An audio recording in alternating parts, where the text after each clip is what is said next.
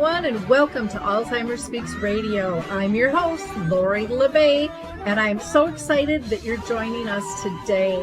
We are going to have a fascinating conversation as usual as we learn from people all around the world at all ages and stages of life. Stay tuned as we shift our dementia care from crisis to comfort. Here we go. What you think about, you will bring about dementia change. We will. Hi, everyone, and welcome to Alzheimer Speaks. Today, we're going to have a conversation about what is the history and science of Alzheimer's disease. And we have a researcher from over in the UK that's going to join us, which is always great. But before I introduce you to him, I just want to give a shout out to remind people that MODS Awards is taking applications through May 19th. So that deadline's coming up pretty quick, both for individuals and organizations, where you can win up to $5,000 or $25,000 for a organization for work you've already done. So that's pretty cool, and you can spend it however you want. I also want to invite people to Arthur's Memory Cafe. This is something online that we provide, and that is the second and the fourth Wednesday of the month from 1 to 3 p.m. Central Time. So if you're interested in that, just email me at lori@alzheimerspeaks.com, and I will get you that information. If you live in Minnesota, I also do a support group the last Wednesday of the month from 10 to 11:30 called Caregiver Connect out in Shoreview, Minnesota, and you are more than welcome to be part of that. And of course, we always welcome people to go and check out alzheimerspeaks.com, especially for all of our free educational resources. And then Dementia Map, which is our global resource directory. So with no further ado, let's introduce you to our guest. So, Michael, I'm so excited to have you with us. I can't wait to have this conversation. I think we're going to answer a lot of questions for people, and we're going to highlight your book. But I'm going to have you introduce yourself to our audience, if you don't mind. Yeah, I'm Michael Hornberger. I'm a professor of applied dementia research at the Norwich Medical School at the University of East Anglia in England. Okay, wonderful. Now, I always ask all of my guests if they've been personally touched by dementia in their own family or circle of friends. Yes, yeah, my grandmother had dementia, and so I followed that journey on a non-professional level through that. And but of course, with our research, we are touched by so many people we meet all the time who are generously giving their time to help us with our research. Now, you have written the book Tangled Up, The History and Science of Alzheimer's. What made you decide to write the book? Yeah, I think that decision is quite a few years back, where I told my wife, somebody should write a book really explaining the science behind the disease for lay people. And she said, well, you should do it. And I said, no, I don't have time. I can't do it. Somebody else will do a much better job. And then the COVID lockdowns hit. And suddenly I had some time during the first COVID lockdown.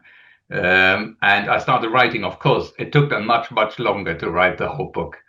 But really, that's how the idea was born, that I really wanted to explain. So a lot of the definition of dementia is very generic, that people say it's the changes to our mind and our cognition. And very often people say, well, why is that? What is actually happening in the brain? Why do people show certain symptoms and not others? And what is my genetic risk? What's the evidence for prevention? So I thought, well, maybe I put this together in a book and try to make it as lay-friendly as possible. That was, frankly, a very hard job to do, because we scientists, of course, like our jargon. I happily admit that. But I think it was a great experience, really, to write this book. And I had it in the end, I wrote the first draft, and then I gave it to lay people and also some people with dementia and some carers to read. And that was, again, very eye-opening to get their feedback. And that took us several revisions. And hopefully we came out with a good product that's really will help people to have in a condensed form where does this disease come from? How does it actually, what happens in the brain? How does this cause the symptoms? And that's how I guess, the origin story of this book. Okay. So, yeah, so I can see how it can be different than a lot of other books out there. And I like that you gave it to a wide range of people because, again, we all look at it different. I interview a lot of scientists and researchers, and sometimes I'm like, okay, you got to explain what that means now. We all don't know the acronyms and we don't understand the big long words, you know, and so that gets tricky to do. It does. We like our big long words. That's the problem, you know. And you can pronounce them and the rest of us can't. We just kind of with that. So wonderful. For your writing style, how would you term that in terms of how you laid the book out in terms Yeah, of so for me, I structure? think my writing style is really that I write in the first person plural, so it's all we, Mhm, because I really want to take the reader on a journey with me to mhm. explore it. And that's really important. It's not that I tell people what they should know or that I teach them in a way, but I take them on a journey of rediscovery, which I did myself. So I went through all the original studies, all the original papers, went all the way back to the beginning, and to really rediscover myself. And that's really the writing style I try to emulate, to take people on a journey with me.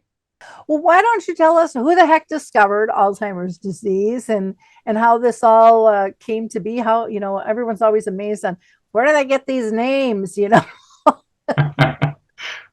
Yes, absolutely.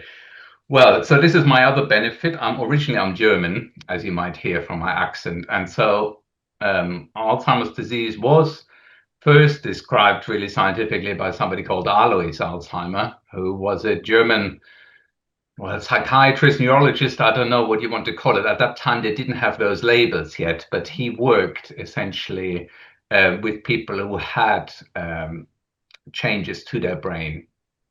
And Alzheimer, he was at the end of he worked he was born in 1864 in Germany, in Bavaria. But really, the critical part of his life was in Frankfurt, in Germany, where he was at a clinic, at a hospital working. And that's where he met lots of different patients, essentially, and he described them in meticulous detail. So I went through the original files. You can actually still see some of the original patient files, his interviews. You can literally verbatim follow what he asked, what they answered. He wrote it all down. It's pretty incredible. And so in the beginning of the 20th century, he met one person called Auguste Dieter, and she piqued his interest because she had, for him, very interesting symptoms that she really forgot very quickly information that he just talked about with her. And but she was, in general, she was quite disorientated where she was. And he became very interested in her case and thought that she might have a form of dementia. So dementia was known already at that time. But what Alzheimer then next did, or after Auguste Dieter died in 1906, he actually investigated her brain and found in the brain very specific changes. So two proteins he described for the first time that really are the cause of Alzheimer's disease, we think, these days. And so he was the first really to make that link between the symptoms of the disease and what actually happens in the brain. And that's why we named the disease after him. He was a very modest man, actually, but he was also a very cheeky man, apparently. So the more I investigated that, he was nearly kicked out of university because of all the pranks he did all the time.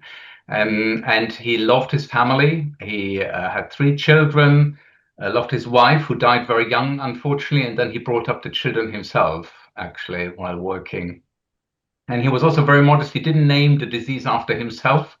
Instead, it was one of his mentors, Emil Kraepelin, who was a very influential psychiatrist at that time and he actually, in his textbook in, I think, 1910, he called it the first time dementia of the Alzheimer type. And that's how we know what Alzheimer's disease is. Now, the most interesting part actually of this is that Alzheimer always thought himself that these were just some interesting cases he observed. So for him, this was never a groundbreaking discovery. And if you read his obituaries from his colleagues as well, they none of them actually mentioned those cases of Augustito or others he described of what we now say is Alzheimer's disease. So at that time, it was not realized that this was a big disease. And I think he would be absolutely amazed to know that people talk about his name now all the time with this disease, because he didn't think it was that big at that time. And the various reasons for this, we can talk about this if you're interested. What I find really interesting is you're the first person who I've heard say that the term dementia was coined way back then, because that didn't really come out until after Alzheimer's to the general population. And so a lot of people looked at that as almost a new term versus an old term of a subcategory, because it wasn't, I mean, everything was Alzheimer's for a long, long time. There was no, in the general public, from what I hear, and I talk with people around the world, dementia was kind of a new term for a while there, because it's like, well, what's this? Oh no, there's all different kinds of types now that we were hearing. And so that's interesting to No, me. definitely. I think dementia, the term was around since the 17th, 18th century. You can find texts. Mm-hmm. So it's an old term, but it Uh-huh. meant different things over time. So we need to be a bit careful with that as well, obviously. Yep. Yeah. Yep. So one of the questions people always ask is, and they get really frustrated with, especially families, why do they remember the old stuff and nothing recent? It drives me crazy. And I'm sure it drives them crazy too. Yes, I think so too. I think so. It's a really common symptom which we see as well all the time, and I think for that we need to really explain how one part of the memory system works, which is really affected by Alzheimer's disease, and that's a region called the hippocampus in the brain. And hippocampus is nothing else than Latin for seahorse. Why is it called seahorse, you might say? Because the old anatomists, when they first described structures in the brain, they looked what the shape was of those structures. And if you take it out of the brain, it looks a bit like a seahorse. So there you go. That's the word for. So the hippocampus is a really important structure for our memory, how we memorize information. And it creates really, I would call it, index of our memories, so that you know where you have it stored in the brain. And so when you learn something, you create the index, and when you want to retrieve it, that index gets activated and information is recalled from wherever it is stored in the brain. Now, the hippocampus is one of the earliest regions affected by Alzheimer's disease, and that's why people have these memory problems. But what we know is that the index for older memories is much stronger than for newer memories. So for newer memories, those memories never get properly laid down, or they're faulty, right? Because the hippocampus is not working properly. And that's why people have really problem remembering more recent information or events. While the index is really strong still for older memories, because they've been laid down a long time ago, often recalled. And that's why people very often are very good at remembering still their wedding day. They have excellent memories from that, while what they did last weekend is very, very challenging for them. So it's this structure, the hippocampus, which gets affected by the disease, by two proteins. Again, we can talk about this if you're interested. And that's affecting this index. And the index just for newer memories is much more fragile. So what are the two proteins? I for our listeners who might not be aware of that. Yes. So there are two proteins involved really in Alzheimer's disease. And again, I explain this in the book, what really happens if you're interested in that. One is called amyloid, and the other one is called tau. And amyloid is essentially a protein that we need in our cells to work normally. And what happens is that when amyloid is at the end of its lifetime, it's recycled by the cells. But for unknown reasons yet, we don't know why, this amyloid sometimes gets cut into different parts which start sticking together, and it creates essentially a sticky mess outside of the brain cells. And if this sticky cell mess accumulates over time, it becomes toxic to the nerve cells. And that's one key aspect of Alzheimer's disease, that you can see outside of the nerve cells these sticky amyloid bundles, essentially. And that's Alzheimer already described them. You would see this under the microscope.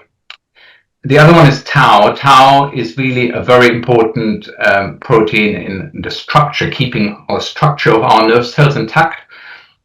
And again, for unknown reasons in Alzheimer's disease, tau does not work anymore properly and disintegrates. And with that, the nerve cells start collapsing. And at the same time, there's a lot of amyloid around it. It's also toxic. So these two together, they really have this toxicity for the brain cells. And that's why the disease starts and then progresses, because the proteins accumulate over time. Okay. So I know that there's been a lot of studies, that say this is it, but I also believe there was a study for the nun study that Yeah. said, well, not so much in all cases. So what do you say to that? So specifically, what do you mean that not everybody develops? Yeah. So Yes. some people can have the symptoms and not have any amyloid or tau that's affected, and others, yeah, and vice versa. So Yes, I think what we think now, I think the consensus is that it's that you need both amyloid and tau coming together, which really starts the disease. So if you just have lots of amyloid in your brain, which we have when we age, we get more amyloid in our brain, you will not necessarily develop Alzheimer's disease. The same for tau. If you just develop tau, even though that's rarer, you will not develop Alzheimer's disease. But when the two come together, that's when the disease starts. And again, we do not know why that actually happens. There's a Nobel Prize to be won out there somewhere by someone. okay, well, wonderful. I'm going to just take a quick break here. If you just tuned in, we have been talking with Michael Hornberger, and he is an applied researcher and an author of Tangled Up, the history and science of Alzheimer's disease. And you can purchase his book on Amazon or Barnes and Noble and things. I just always like to give a shout out to my webmaster because they're hard to come by for those that are really good. And these guys are fabulous. They're called Q for Good. And they are the first company that I would say really follows up, listens, dumbs it down to my level so it doesn't stress me out, so I understand. And they do everything in a really timely manner. And so if you're interested in finding, I hear people looking for people all the time, check out Q for Good. They're not in the US, they're over in India, but they are so fabulous to work with. I just can't say enough good things about them. So I want to get back to Michael here and ask a few more questions because this has been very interesting. One of the things that I hear people ask about all the time is, especially when it hits their family, am I at risk for a genetic risk for Alzheimer's disease? And how do I find out, or should I find out? All of those things kind of tumble through the mind. What are your thoughts on that? Yeah, again, in my book, I go through what actually happens with genetic risk. What are the genetic risk factors? What's the science behind it? Why does it actually explain? Most of them are really that they increase our amyloid in our brain, essentially. Well, there's pretty good news. So there are two different types of genetic risk. One is where you have in your family a gene mutation, which means that you will definitely develop Alzheimer's disease. And that genetic risk is very, very low for people. It's really rare to have that. We say usually less than 4%, so 4 in 100 people around the world with dementia will have that. So it's a really, really, really rare kind of gene to have. The other one is then there are other genes which we all carry, and we just have them as part of our genetic makeup. And Mhm. some of these genes increase our risk for dementia. Others actually decrease our risk for dementia. So people are very often not aware that you can have also genes which can decrease your risk for dementia. And we carry them all, but it doesn't mean that we will necessarily develop dementia later on or Alzheimer's disease in the future. It's really that we, with our lifestyle and what we do, how we modulate our genetic risk. So it's really important to distinguish those two. So it's extremely rare that you have a genetic mutation in the family. And but if you're worried about it, I think it's always good to talk to a doctor about it. They will really only consider genetic testing and genetic counseling if you have at least 3 immediate family members who had dementia. Okay. And if they do, then again, there is a whole genetic counseling process ongoing.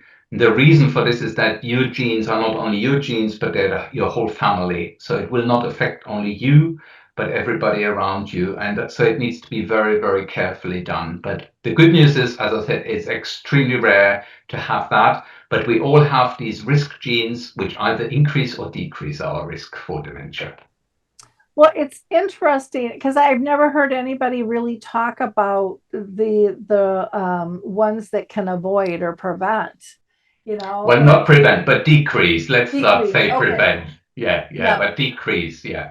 But is there research around that gene to Yeah, there are, but they're rarer as well, you have to say. So, but there are people who have those, and there is some research happening for this. So, because it's clearly of interest to know what's happening in those cases. Yeah, because I have not, I haven't heard a whole lot of talk about that. And I think, oh, well, maybe they would make a little faster progress on that one than they have on the other. Yes. Well, you Because have to read my book then, Laurie, to find yeah, out more. yeah, because we hear about the lifestyle things that people can do, Yes. but that is very, very interesting. So, how do people reduce their risk if they don't have that gene? Yes, exactly. I think we all know what we should be doing, and we've been told over and over again by our doctors that we should lead healthy, we should be more physically active, eat healthily, sleep better, and so on. And all these factors are clearly very, very important for dementia as well. Now, what they really mostly do is that, especially physical activity and diet, seem to be extremely good for our heart and our vascular system. And here in England, we very often say what's good for the heart is good for the brain. And that's a really important saying because if you have good heart health or vascular health, you also will actually reduce your risk for dementia long term. And that's really important. And I'm actually writing at the moment a second book, which will be specifically about vascular dementia. So I explain all that in that next book, especially how the heart and vasculature affects our brain and how affects our dementia risk. So you have to wait another year for that, Laurie, I'm afraid. Okay, you're turning into a serial author, huh? I do, yeah. Well, yeah. The other thing my publisher wants me to do to write a book about the biography on Alois Alzheimer. So I'm currently also researching that. So that's another one to come, but we'll Okay. see.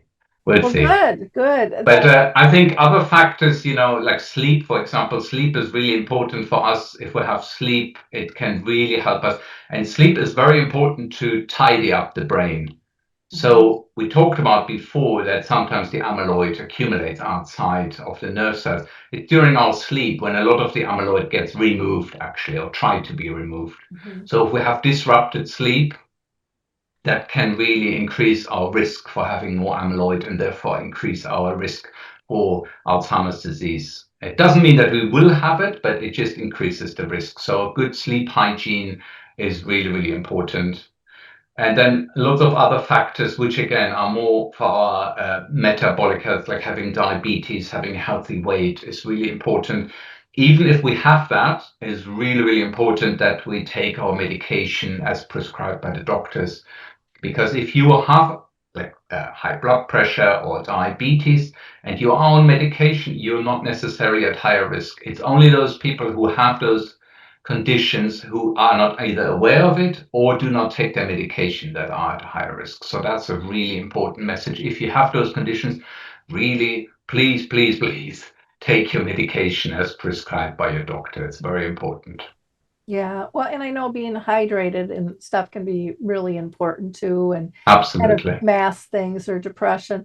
What do you think about social engagement? I don't see too much in terms of studies. I'm seeing a few more of those coming in line. I'm a huge believer. My mom lived with dementia for 30 years, and I think she lived that long because she was socially engaged. Yeah, I think there is something there with social engagement. We really, from the scientific perspective, we really don't yet understand it completely. But the evidence is there that people who are more socially engaged are usually can delay at least the onset of their dementia. Again, why that is, we don't know. But one hypothesis or one theory is that we are because the social engagement is very cognitively stimulating for us, Mhm. so we're we have to really pay attention, we're dealing with lots of things, and that really keeps our mind sharp. I think that's really one of the aspects, but it's just a theory at the moment. There needs to be clearly more research in that direction, but there is something there clearly. Yeah, and I might be mistaken, but I thought there was research regarding depression and purpose and engagement. And, could that be applied in this situation? Because so often people are misdiagnosed with depression. And Correct, to me, yeah. it just makes so much sense. If it works over there, it's huge. I do some things with art and dementia too. And one of the things that um, people living with dementia say is when they are in the zone with art, their symptoms just melt away. Yeah, I yeah. mean, and I just find that fascinating, kind of where they go and the ego has kind of left the building, so they're not so paranoid like the rest of us of what's everyone going to think of what I'm doing here, and not going to judge. They just kind of get into it, and I just find out that whole side really, really interesting, and haven't seen a ton of research in that area, and I think that could be I would like to personally see some social prescription to, Yes. really get behind that to see if we can gather more fact. I More agree. For facts. art in general, there is clearly a benefit for this. I think the most research has been done in music therapy, and Mhm. there's really good evidence for that, of course, that music therapy can really help. Just to come back to the depression, I think the depression again is interesting, as you say, because depression affects one structure in the brain, which is called the amygdala, which means just almond shaped. And the amygdala is just sitting in front of the hippocampus that I mentioned before, the seahorse. And the amygdala is really important for our emotional response. And if we are very emotional, we lay down memories because these are very often very important memories if we have a highly emotional event. But if we have depression, actually, very often the amygdala is subdued. And with that, our memory also is subdued. And we have actually poorer memory. And as you rightly pointed out, therefore, lots of people who have depression or even just depressive symptoms, not Mhm. necessarily full clinical depression, they will have memory problems and they will think that they might have dementia. So, and it can be difficult to determine whether one or the other is the case because of that. Yeah. I know for my mom for the first 10 years, and I mean, she's been gone for 10 and she lived for 30 years. So it was a long time ago. And they had a doctor that they had for like 40 years, and no one was really talking about it back then. And there really wasn't a whole lot of active research or conversation. But she was told for 10 years she just had menopause. It was just her menopause. And my mom would just say to the doctor all the time, "This ain't my girlfriend's menopause. It's different. We talk about the symptoms." And then when her autopsy was done, I don't know if you know Bill Fry, Dr. Bill Fry, Yeah. over here in Minnesota. Okay, I had him review the autopsy with me, and Bill just kind of gasped when he saw my mom's brain, and then he apologized. He's like, "I'm sorry, Lori," and Bill and I know we go way back, and he goes, "I have never seen a brain this atrophied, but you have said that your mom lived with this for 30 years. We found that she had Alzheimer's, Lewy body, and Parkinson's. The later two were never discussed with us at all." And he said, "This is what we should expect to see." Mm. But I mean, he was in charge of a brain bank and never saw a brain, that shrunk. And so that was a really interesting conversation Absolutely. when we Wow. had Yeah. that. No. And I kind of knock on wood every day. I'm going to be 66, and my mom started having symptoms in her mid 50s. And not that I'm not seeing changes as I age, which I'm not worried about at this point. I think they're just more common things, or too much multitasking going on. But you kind of look over your shoulder, even though you think you're not. Mm. It's and I talk to a lot of friends that say the same thing. The other thing that I find interesting, and this will change over time now that it's being tracked more, but we've always heard for so long, or I've always heard from people again all around the world, that there's not much history within a family that has been tracked. But I'll tell you, in my support groups, there's excuse my language, a hell of a lot more families with multiple situations of the disease that weren't named, but all had very, very common symptoms, because the everyone was diagnosing it different, or wasn't getting it diagnosed. Mm. But I can't tell you how many families who have had multiple levels throughout their family, eight, Mm. nine, that they feel very firmly had similar symptoms. So I think some of that may change over time. I Um, agree. Yeah. I think we'll have to think back the generations before us, of course, most of them died because of cardiovascular disease mhm, much younger. If I yeah. think back to my grandfathers, they all died of cardiovascular disease. Now we're very, very good at treating cardiovascular disease, Mhm, and people get older, so we might see more people who actually have dementia in our. mhm, So that's one potential explanation why we're seeing now more people actually with dementia overall, because we're so good at treating cardiovascular. So people don't die of a heart attack or stroke, mhm. but we always joke, it's a terrible joke, but that life in the end is always deadly, of course. So we have to die of something in a way. Yep. And after cardiovascular disease and cancer, dementia is the top, top three one at the moment. So if we can treat cardiovascular disease, very good. If we can cancer, we're getting much better at this. So people live longer, and therefore, of course, they might have more time to develop as well dementia. That's one potential explanation. Well, I found something interesting too. When my mom died, on the death certificate, they said, "Well, there can only be one thing." Yeah, And yes, and I'm yes, like, "Oh, that's a big mistake if we're trying to yeah, track disease here." I know.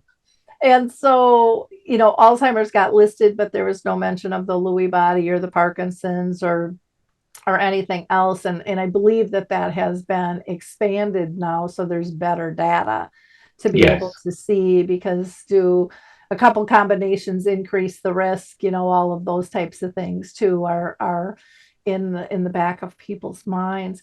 No, no, you're absolutely right. I think there's this myth that there are these pure diseases, Mhm. but I think very often people have a combination of things, clearly, and that's what makes it also so individual, what different conditions you have. So yeah, I agree with you.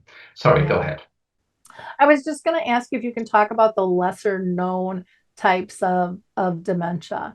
And are there different types of Alzheimer's disease? I hear people ask that as well. Yeah, absolutely. So there are, and again, in my book, I go in the last chapter, I go into the lesser known, or very often they're referred to as rarer forms of Alzheimer's disease.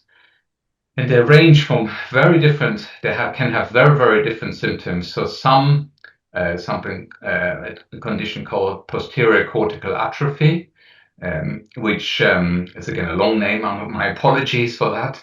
But it's really, people have more visual problems in their disease, first of all, before they actually have memory problems. So very often they get their eyes checked and so on, but actually it's a disease in the visual areas of our brain.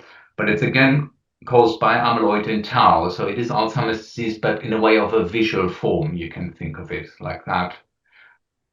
Then there's another form, again, the names, sorry, get very complicated now, Laurie, I apologize, which is called logopenic aphasia. And that's more a problem with language, actually, with speech and understanding. So you can think of it more as a language version of Alzheimer's disease. And again, very different, that people will have these speech or language problems and nobody would think that they will have Alzheimer's disease. But that's what actually, again, they have amyloid and tau underneath it, and it can overlap with other language syndromes like in frontotemporal dementia.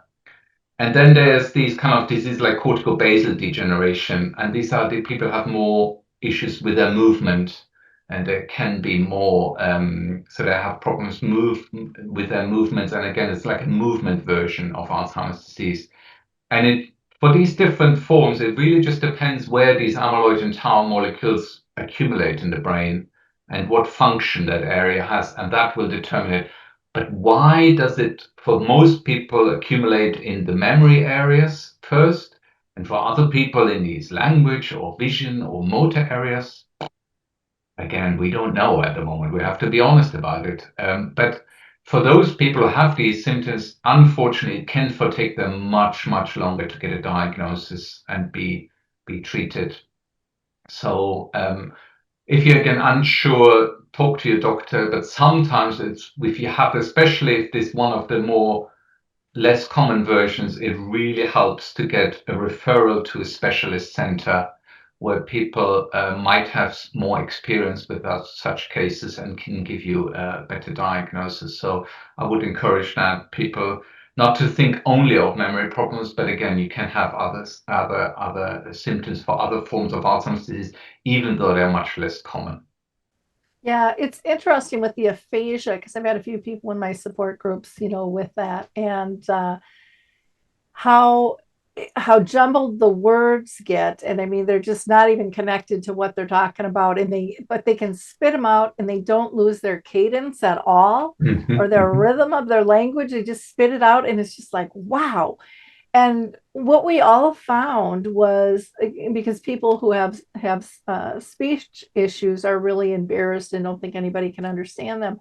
But what we found is when we really paid attention, we knew exactly what they were saying, a lot of the time. Now, as it progresses more, that becomes more difficult, but it was very interesting. It's kind of like when they have the words mixed up on the page, and can you still read the paragraph? And most of us can still do that. So it's amazing what the brain does.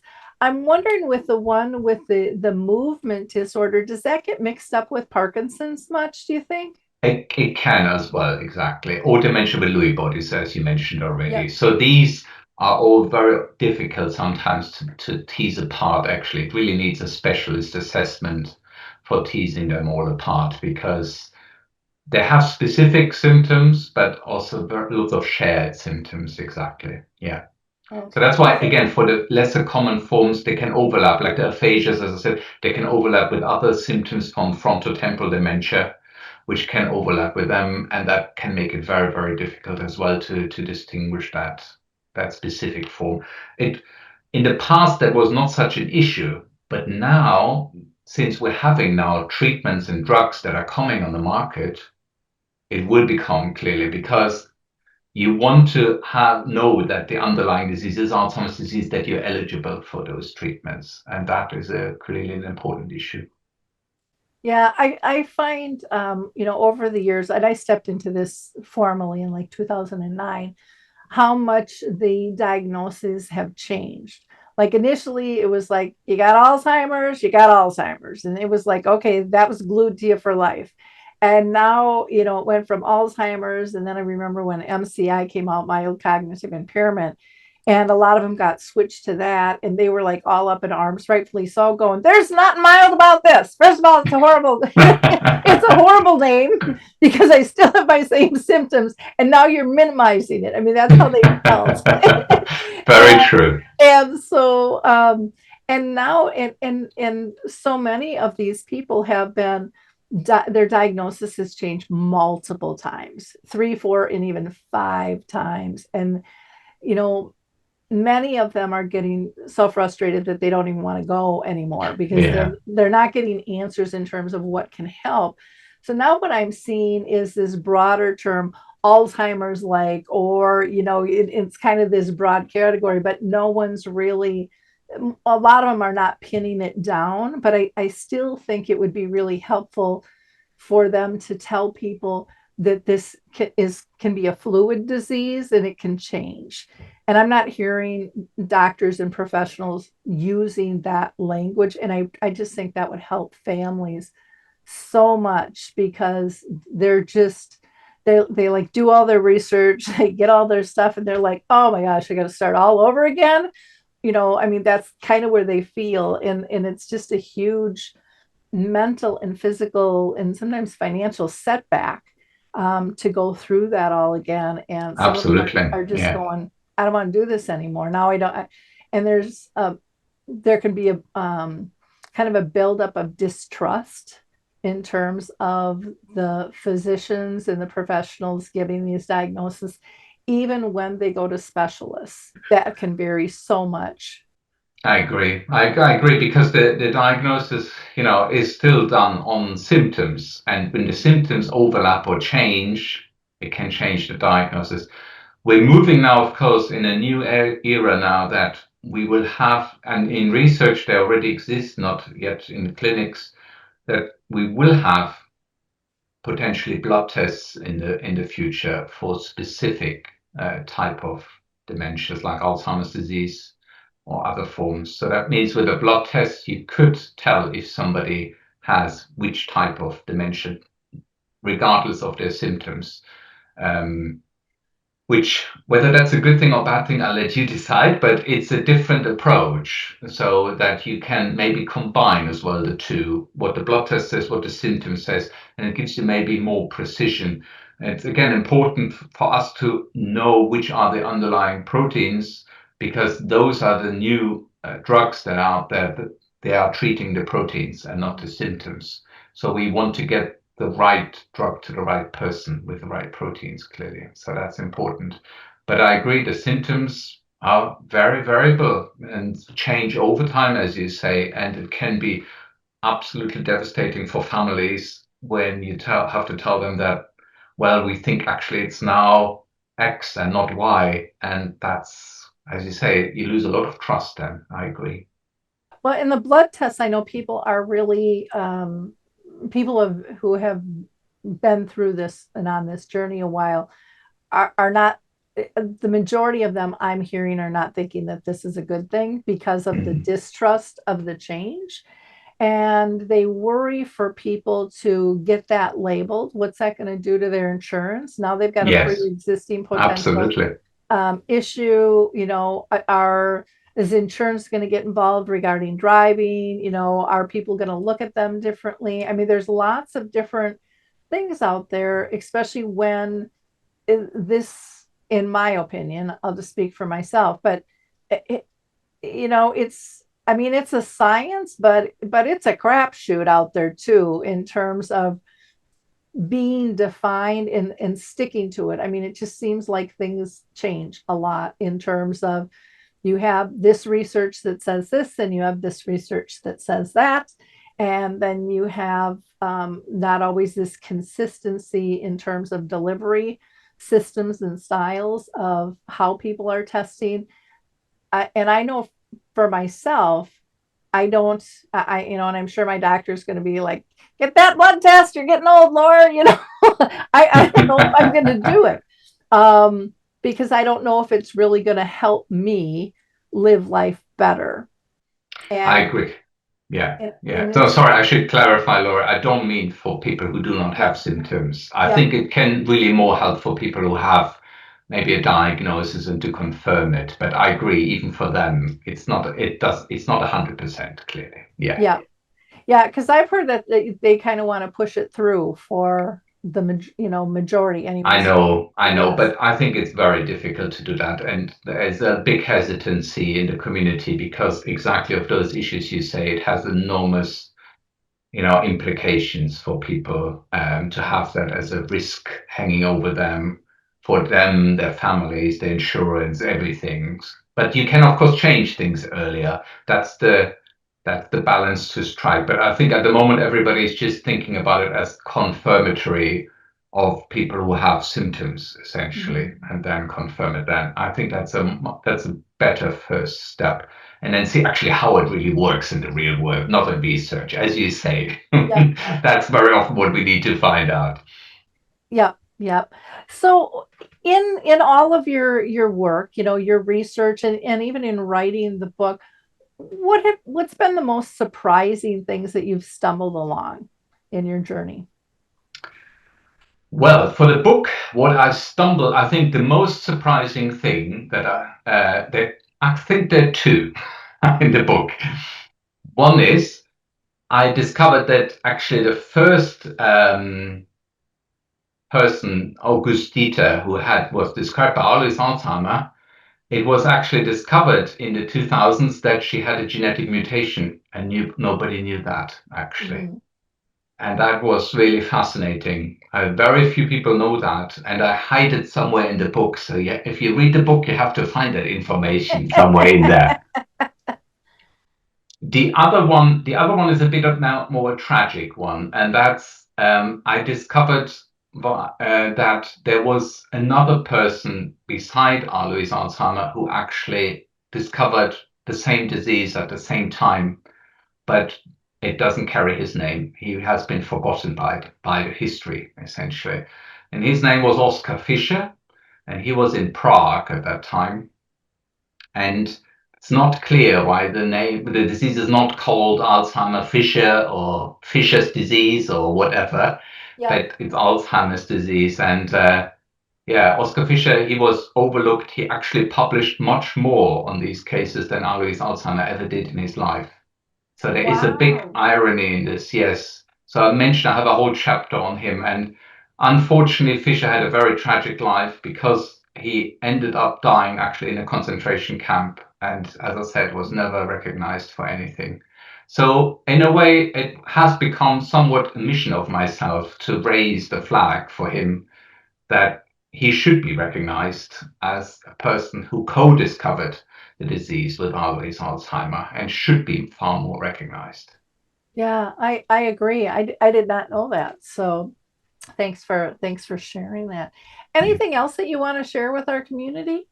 No, I think, if you want to, we're scientists, we might talk long words, but we're in general very approachable. So if you really worried, always reach out. We're in generally, you know, we're not sitting in the ivory tower only. We're very happy to climb down and come and talk to you, or you come talk to us. I think this is really important. That has really changed over the 20 years that I've been working in this field. We're really working on much, much closer together with the families and the people with dementia. And so that's super important. And so please, please, please reach out to us. We love to hear from you. And thank you again for giving me the opportunity to talk to you. And I encourage people to get your book on Amazon or Barnes and Noble. You're also on LinkedIn if somebody wanted to talk with you. Please, well, people can just Google me. My name is so unusual, so they can easily find me. If you Google me or reach out on LinkedIn, please be my guest. I'll be very happy. Okay. And again, the book is called Tangled Up: The History and Science of Alzheimer's Disease. In wrapping, I always ask our audience to be a giver of hope. Like, click, and share, not because we're tracking the numbers, but because it really matters. There's not a good way to disseminate information to people in need. A lot of people still don't talk about it. They don't share what's kind of going on in their mind or their family. And the more we could get this information out into the public, the more normal and free and accessible it's going to feel. People aren't going to feel so alone and so ostracized, which often they do feel. So, it's not going to take much time. It's not going to cost you a nickel. Just be a giver of hope and share your knowledge. It's powerful and it's meaningful. So thanks, everyone. Appreciate your time today. Bye now.